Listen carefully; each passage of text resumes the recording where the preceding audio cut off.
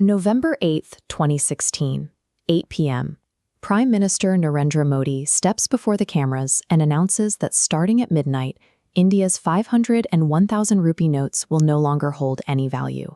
By morning, massive crowds gridlocked the Reserve Bank of India, scrambling to exchange their savings before the paper in their pockets turned to worthless scraps. Exactly 26 days later, in the Muhammad Ali Johar Society of Karachi, Pakistan, a man plummets to his death from the 8th floor of an unfinished building called ISI Tower. So, who is the man bleeding out on the concrete? And how did a domestic banking policy in New Delhi trigger a fatal fall nearly 1,000 miles away? The modern criminal underworld is so deeply tied to global finance that a single adjustment to a national ledger can be far deadlier than a military strike. The story starts on the historic footpaths of Karachi's Bolton Market in 1947. A refugee named Abdul Sattar Kanani set up a small currency exchange stall. Decades later, his twin sons Javed and Altaf took over the business, aggressively expanding until they controlled 40% of Pakistan's entire foreign exchange market. They built their empire on Hawala. It's an ancient trust-based system where money moves across borders without ever physically traveling. You hand cash to a broker in Karachi, and an associate is instantly paid out the exact same amount in Dubai. No banks, no paper trail. Partnering with another powerful trading family, they formed Kanani and Kalia International. What started as a street stall exploded into an untraceable global financial web spanning London, New York, and Toronto. By completely bypassing international banking regulations, they constructed the perfect financial infrastructure for the world's most dangerous men. In the mid-90s, underworld boss Dawood Ibrahim fled India for Pakistan. He held billions in illicit wealth from narcotics and extortion, but he lacked a secure way to move it to his global operatives. He hired the Kanani brothers.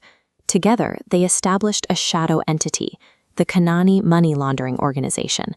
Soon, they were washing up to $16 billion a year for the Sinaloa cartel, Hezbollah, Al-Qaeda, and the Taliban. They also launched a massive counterfeiting operation. Using hijacked security-grade paper from the UK, complete with authentic watermarks and fibers, they began printing supernotes, fake Indian currency protected directly by elements of the Pakistani state.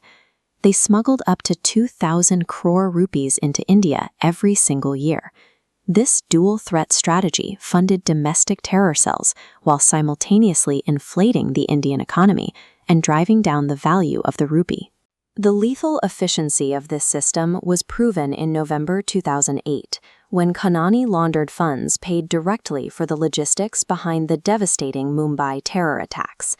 The brothers had evolved from simple currency brokers into the central financial engine of a state-sponsored economic war. Dismantling a syndicate that leaves zero physical evidence required the United States Drug Enforcement Administration to step in. Undercover agents posed as international drug smugglers, reaching out to Altaf Kanani over encrypted Skype calls. After Altaf successfully washed millions in test funds, the trap was set.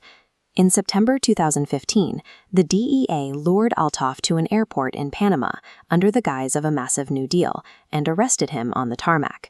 He was extradited and eventually sentenced to 68 months in a Miami federal prison.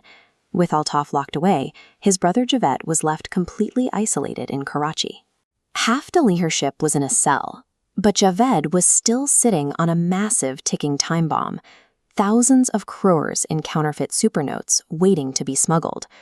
Then came the night of November 8, 2016. In a single hour, the Indian government's demonetization order rendered every single 500 and 1,000 rupee supernotes in Javed's warehouses completely useless. The specific currency Javed held was suddenly garbage. He was technically bankrupt, yet he still owed massive debts to Dawood Ibrahim and various terror syndicates. On December 4, Javed fell from the 8th floor of ISI Tower. In the shadow economy, when you lose millions belonging to violent syndicates, the debt is settled in blood.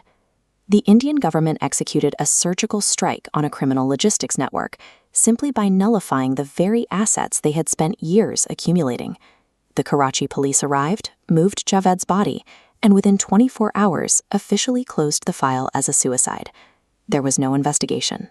No autopsy. For an empire built on the violent trades of narcotics and terror, its demise was entirely financial. Their ledgers were the source of their invincibility and ultimately the direct cause of their collapse. The Kanani collapse demonstrated that crippling a syndicate's finances can disrupt its global operations as effectively as a combat mission. By severing the money flow, the state isolates the operatives on the ground. Ultimately, the stroke of a pen did what conventional warfare often cannot. It erased a global criminal treasury that took 40